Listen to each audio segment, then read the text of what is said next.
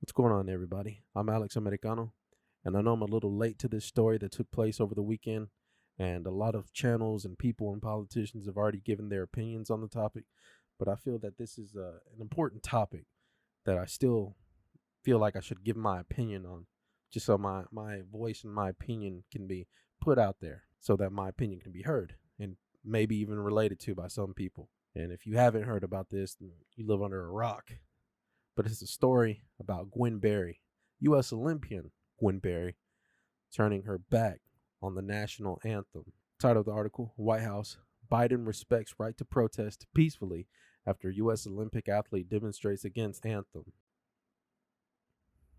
The White House expressed President Joe Biden's support for the national anthem while also backing athlete protests during the playing of the Star Spangled Banner.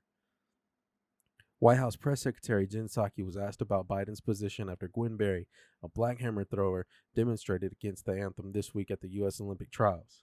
Though Psaki had not spoken to Biden about Berry, she said the president was incredibly proud to be an American and has great respect for the anthem and all that it represents, especially for our men and women serving in uniform all around the world.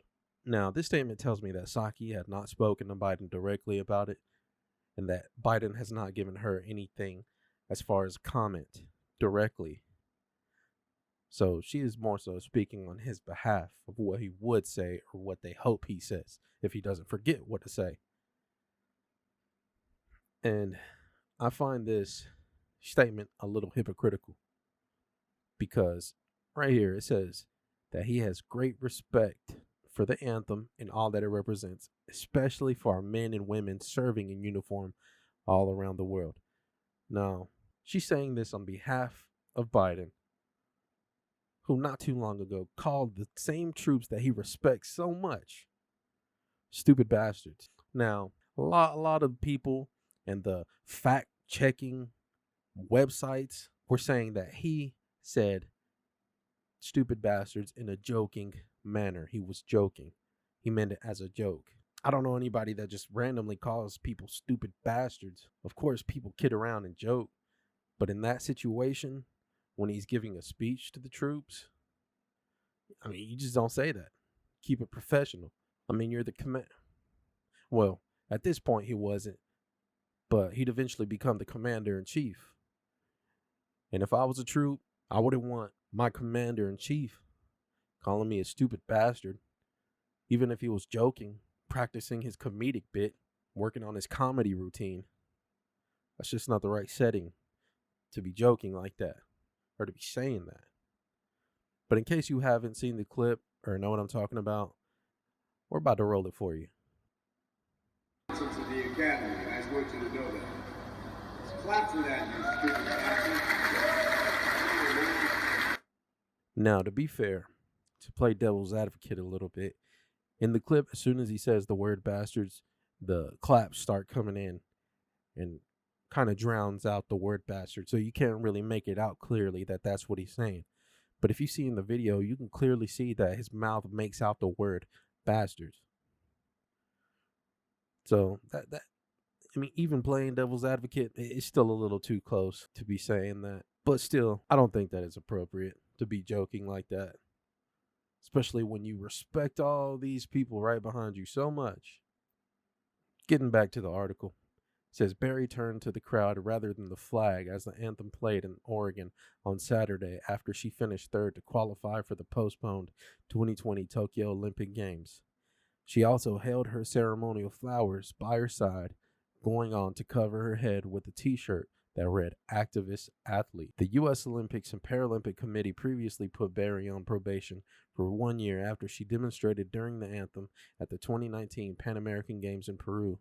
The body went on to apologize for reprimanding her. Now I'm going to show you some pictures about her turning her back during the anthem and her putting her shirt over her head. And also, I'm going to show you a picture of what she did that got her put on probation for her demonstration in the 2019 Pan American Games.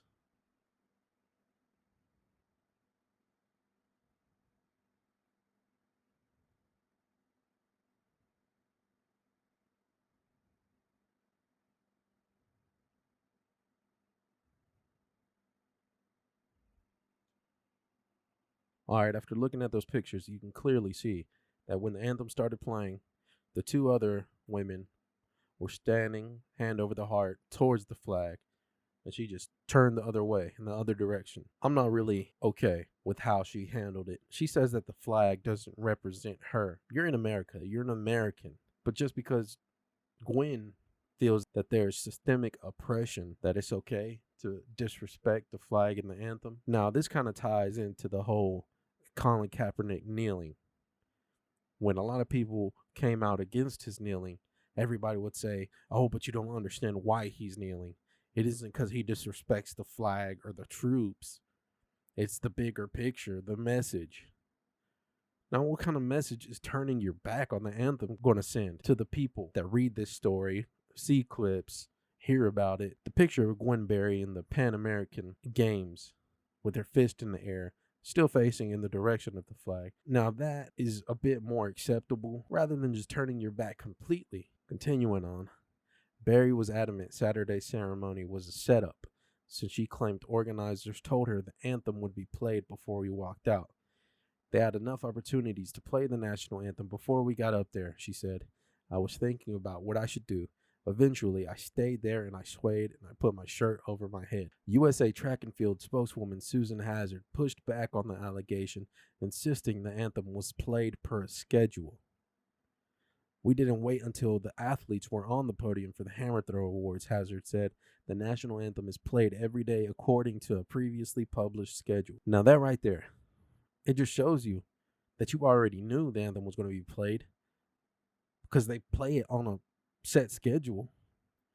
They didn't just out of the blue play it just to surprise you, just you, one person. This just goes to show me, and in my opinion, I believe she took advantage of this opportunity to make it about herself. She wanted to steal the spotlight for her activism, athlete activism, to try to send a message that there is still systematic racism and oppression in today's society, in our laws here in America. There was systematic racism and oppression. How would you, as a black woman, be allowed into the Olympic trials and place third? If it was so oppressive, there was so much racism, how would you make it there? You made it there because you train hard to reach your goals. You work hard. You did something to get there, to reach your goals, to get on the podium. That just goes to show that you can do what you put the work to reach. You can reach the places that you want to go by putting in the work, putting in the effort, not just sitting there and hoping somebody hands it to you. For this type of behavior, being disrespectful, and she even admitted it was a disrespectful act, being disrespectful to the flag, to the anthem, to the country, that wouldn't be allowed in other countries. Certain countries, China, North Korea, Russia, where if you act in defiance of the leaders, country, you're going to end up missing. You're going to end up somewhere where nobody's going to find you. Family and friends are going to be calling you and the calls aren't going through. But here in America, you can do this type of demonstration, and wake up the next day to plot a new demonstration, to plot the next act. And there was a clip of Gwen Berry pretty much saying that she never hated her country. She doesn't hate it, but your actions said it for you. I mean, don't backtrack when the voices against you rise and they start growing louder for you to be removed from the Olympic team. If you didn't want to be there, standing on the podium, then leave. Nobody's stopping you. If it's that much of a problem to go into the Olympic Games to represent the U.S. Olympic team, then don't go. That's what the U.S. Olympic team is, representing the United States against other countries. And another thing that I had issue with the White House showing their support to this was right here. Biden respects right to protest peacefully. Now, peacefully is a pretty general and broad term, considering all of the riots that happened after George Floyd's death. All of the Democrats and everybody always said it was peaceful. Peaceful gatherings, peaceful protests. Even though there was $1 to $2 billion in damage, many officers targeted and killed just for protecting their city. He had officers like David Dorn, David Underwood, Shay McAlonis, and Damon Gutzweiler. There's just many more to name that I wouldn't have enough time to name. But Gwen Berry, being black, is targeted just because she's black. No, I'm not having that. Officers are being targeted just for being officers. Now, that's something that's really going on. If this country's so oppressive, I know a lot of people say this, if it's so oppressive, then leave. Go represent another country. Go see how your odds fare in China, Russia. Try to get into North Korea. Because if you don't want to represent the U.S., then we don't want you representing us. But this isn't the opportunity to give her the attention.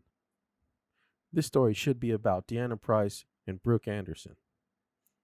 Number 1 and number 2 in the Olympic trials. Should be about them for standing up when everybody else stands down, kneels, turns away, standing there with the hand over your heart, direction of the flag.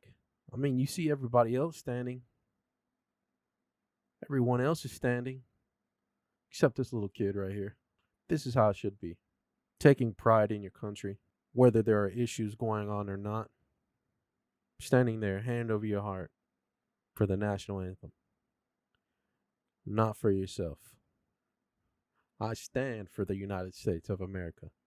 I stand for the anthem. Do you?